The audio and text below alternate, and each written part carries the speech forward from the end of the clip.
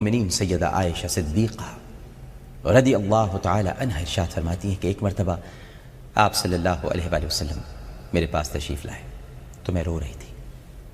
آپ نے رونے کا سبب دریافت فرمایا تو میں نے کہا یا رسول اللہ صلی اللہ علیہ وآلہ وسلم، آپ نے دجال کا تذکرہ فرمایا، اس سے مجھے رونا آ گیا۔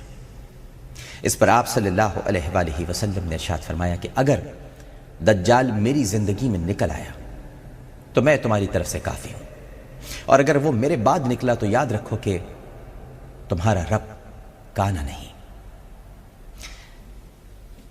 فرمایا کہ وہ یعنی دجال اصفہان کے علاقے یہودیہ سے نکلے گا، پھر مدینہ منورہ پہنچے گا، یہاں تک کہ فلسطین کے شہر میں باب لد پر آئے گا اور حضرت عیسیٰ علیہ السلام اس کو وہاں قتل کر دیں گے۔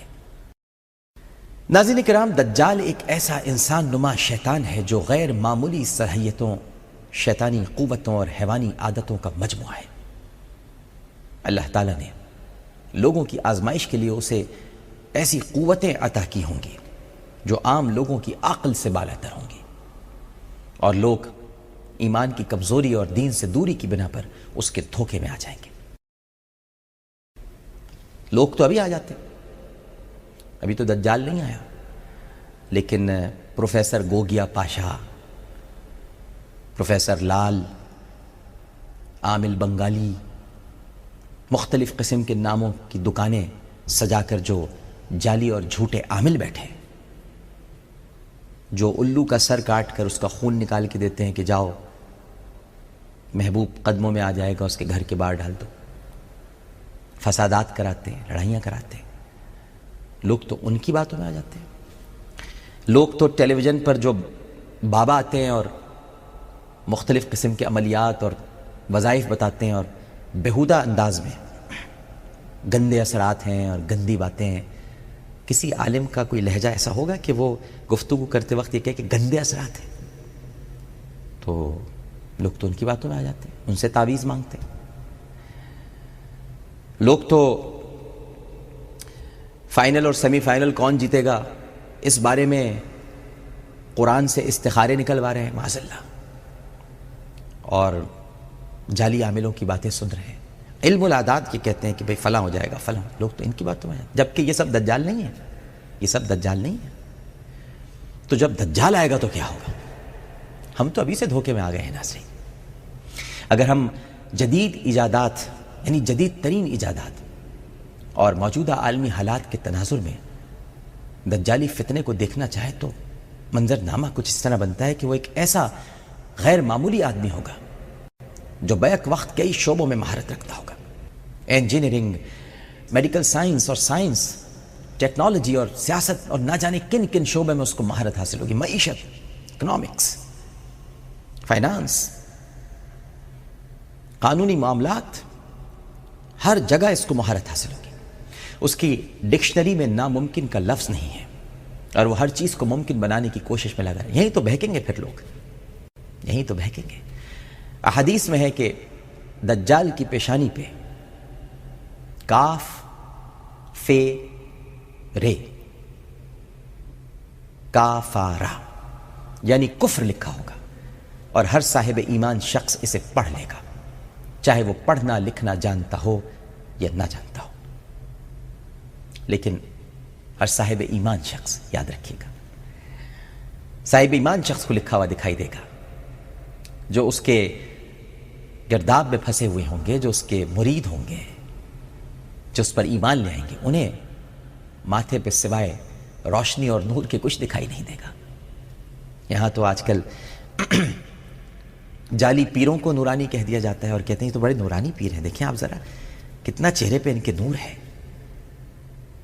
حالانکہ وہ اپنی خانقاہوں میں اور اپنے اڈوں میں جو کام کر رہے ہیں، اگر وہ منظر عام پر آ جائے تو سب کے سر شرم سے جھک جائے۔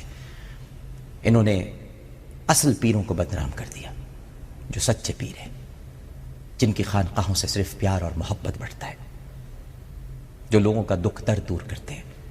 ان جعلی پیروں نے ان کو بھی کہیں کا نہ چھوڑا۔ بعض علماء نے لکھا ہے ناظرین کہ اس سے یعنی یہ جو کافر ہے اس سے مراد یہ ہے کہ جب اس کے نمودار ہونے کا دور قریب آئے گا تو اس سے پہلے ایک گروہ ایسا پیدا ہو چکا ہوگا جس پر کفر کی چھاپ اتنی واضح ہوگی کہ ہر صاحب ایمان جان لے گا کہ یہ اللہ کا باغی گروہ ہے اور اللہ سے نفرت اس کی جڑوں میں رچی بسی ہے۔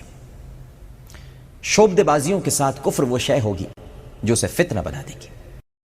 کئی احادیث مبارکہ میں ذکر ہے کہ قیامت سے قبل ایسے آثار نمایاں ہو جائیں گے کہ جن میں فتنہ و فساد، بد امنی، قتل و غارت گری، زنا کاری، ناانصافی، ظلم و تشدد اور دوسری اخلاقی برائیاں پھیل جائیں گی، اور جب یہ اخلاقی اور سماجی برائیاں اپنی حدوں کو پار کر جائیں گی اور اپنے عروج پر پہنچ جائیں گی تو ایسے میں دجال اپنے اصل روپ میں ظاہر ہو جائے گا۔ زلزلے، سیلاب اور سونامی جیسی آفات، دنیا کے بڑے بڑے حصے میں قحط کی صورتحال، ایڈز اور سوائن فلو جیسی بھی وبائیں، بیماریاں، ڈینگی، خون خرابہ اور وہ سب کچھ جو اس وقت دنیا میں ہو رہا ہے، یہ سب وہ نشانیاں ہیں جو وہ ظاہر کرتی ہیں کہ دجالی فتنہ پوری قوت سے اپنے پنجے گاڑنے میں مصروف ہے۔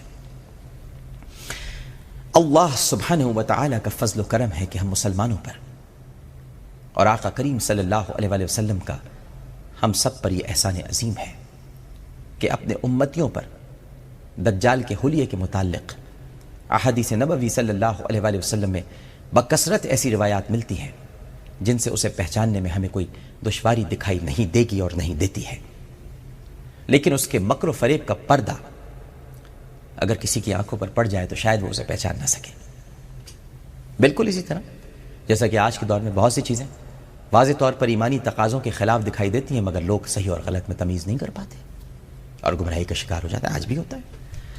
احادیث نبوی صلی اللہ علیہ وآلہ وسلم کی روشنی میں ناظرین کرام دجال کا جو تصور ابھر کر سامنے آتا ہے وہ کچھ اس طرح سے ہے کہ دجال ابتدا میں بھرپور جوان ہوگا، بھرپور، مگر نحوست کا شکار ہو کر ادھیڑ عمر محسوس ہوگا۔ اس کا جسم موٹا موٹا اور خوب کسا ہوا ہوگا، اس کا قد لامبا ہوگا مگر بھاری برکم جسم کی وجہ سے وہ پستہ قد دکھائی دے گا۔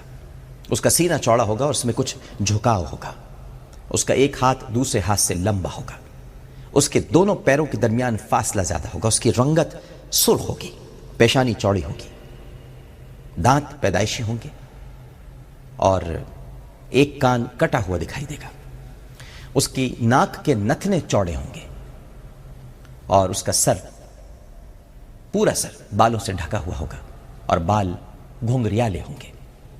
اس کا سر دیکھنے میں ایسے لگے گا جیسے درخت کی ٹہنیاں اور پیچھے سے گنجا دکھائی دے گا لیکن بال ڈھکے ہوئے ہوں گے۔ اس کی دونوں آنکھیں عیبدار ہوں گی، اس کی ایک آنکھ سبز شیشے کی طرح ہوگی اور دائیں آنکھ میں موٹی پھلی ہوگی، وہ بائیں آنکھ سے کانا ہوگا اور اس کی رفتار بادل اور ہوا کی طرح تیز ہوگی۔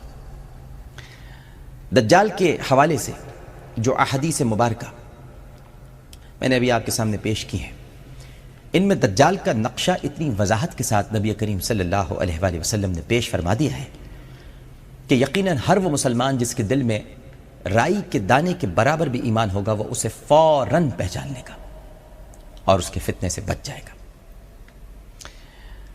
ناظرین کرام، مسیح الدجال اس وقت زندہ ہے، بالکل زندہ ہے، کھا پی رہا ہے، مگر وہ ایک مقررہ مدت کے لیے گرجے میں بند ہے اور یہ ہمارے آقا صلی اللہ علیہ وآلہ وسلم کا ارشاد پاک ہے۔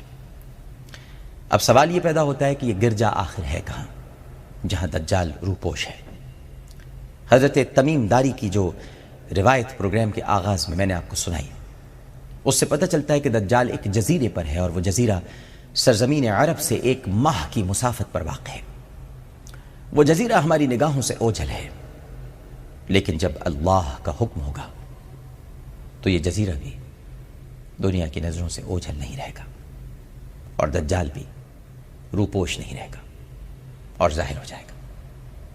اس جزیرے کے حوالے سے کئی قیاس آرائیاں کی جاتی ہیں۔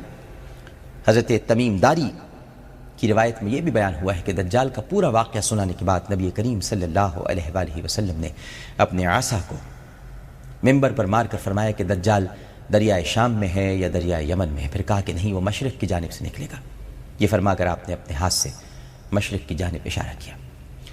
جزیرت العرب سے مشرق کی جانب دو جگہ ایسی ہیں جنہیں اہل مغرب بھی شیطانی سمندر یعنی شیطانی جزیرہ یا جہنم کا دروازہ کہتے ہیں، اہل مغرب۔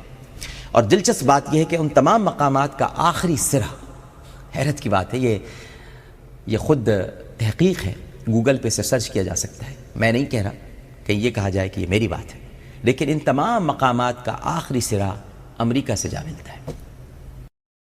امریکہ کے قریب بحر اوقیانوس میں کیوبا سے پہلے پورٹو ریکو کے قریب سمندر میں ایک تکونا پراسرار علاقہ ہے جس کے بارے میں آج تک عجیب و غریب باتیں سننے میں آتی رہی ہیں۔